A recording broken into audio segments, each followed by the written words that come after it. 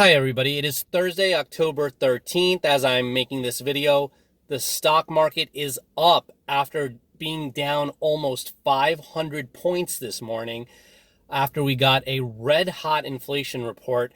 A lot of speculators thought that inflation was going to go down, but inflation has gone up yet again, making it much more difficult for people like you and me going to the store, buying simple everyday items for daily life. But what I really wanted to talk to you is about this really wild thing going on right now with the Bank of England.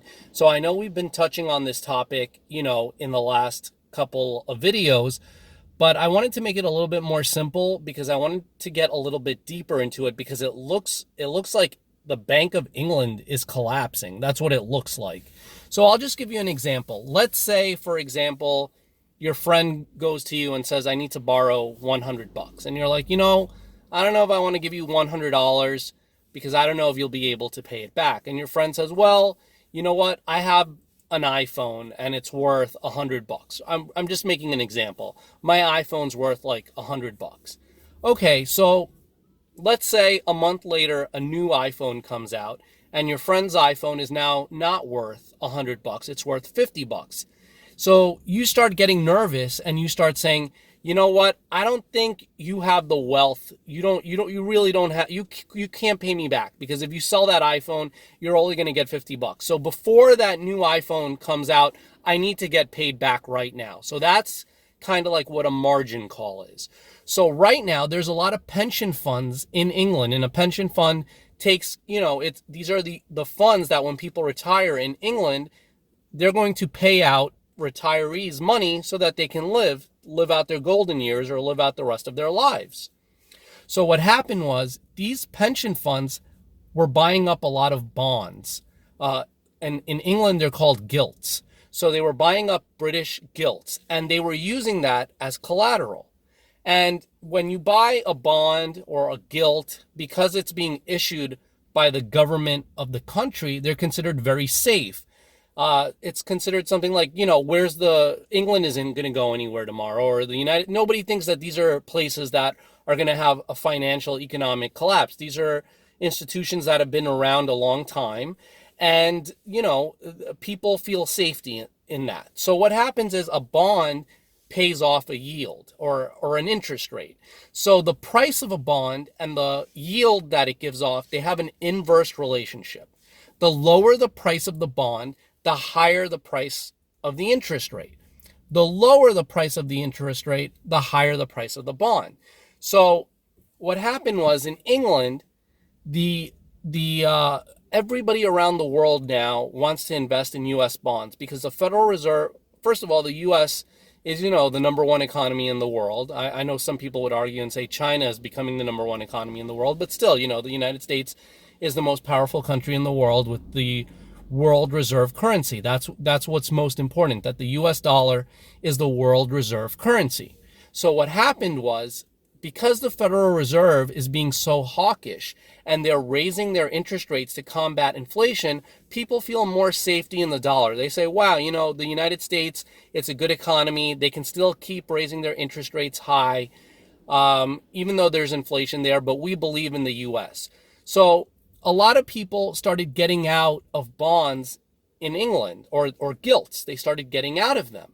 And what happens was when they get out, the demand goes down and the price starts to drop. And what did we say in the beginning? When the price starts to drop, the interest rate starts to go up. So interest rates were skyrocketing on those gilts in England. And now you have all these pension funds sitting with all these bonds that they use as collateral, with the value of that collateral collapsing. And they can go bankrupt. They're going to start getting margin called. And if they start getting margin called, that's it. That's the end. All those people who are planning on retiring in England, they're going to be in for a really nasty surprise. So what happened was the Bank of England all of a sudden came in and said, we're going to start some measures and start buying up all those bonds. We're going to put demand back in the market, lower the interest rate on those gilts, bonds. I'm using the two interchangeably.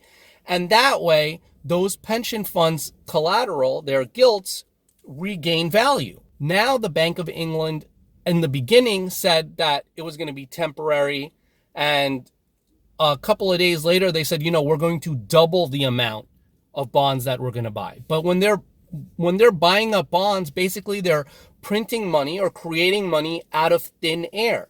And Europe, America, actually the whole world has really high inflation right now.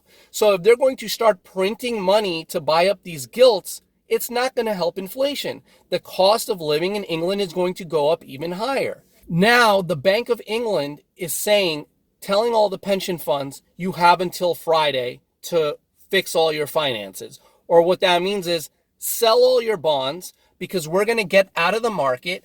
And then when we get out of the market, the interest rate is going to skyrocket again, and the price of those bonds are going to go down. But then, the pension funds will be saved because the pension funds will have already gotten rid of those bonds. But then that begs the question, what happens after this Friday or tomorrow? What's going to happen when the Bank of England stops? Those bond prices are going to collapse and the interest rate is going to skyrocket. Are they going to have to? There's an old saying, there's nothing more permanent than a temporary government program. So even though they're saying that this is a temporary government program, it could become a permanent government program, because the price of those bonds will keep going down, the interest rates will skyrocket, and the interest rates are tied with, the British debt. All these Western economies are in debt, and the higher the interest rate goes, the more it costs to service the debt, right? Like if you have a credit card and if you're paying every month and they call you up and they're like, oh, that 20% interest rate, we're going to make it 40%.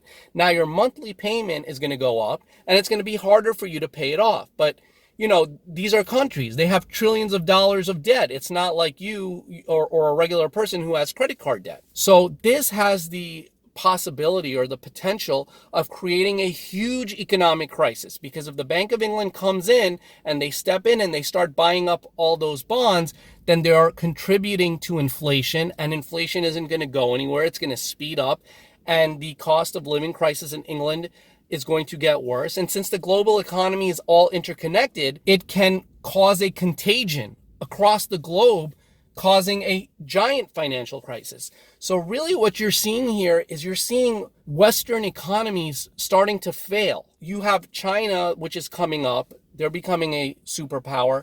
The West isn't going to say, oh, you know what, we're not in a good situation right now, so we'll just go away, and here you go, China, you can be the next power for the next 100 years, and we'll just quietly go away.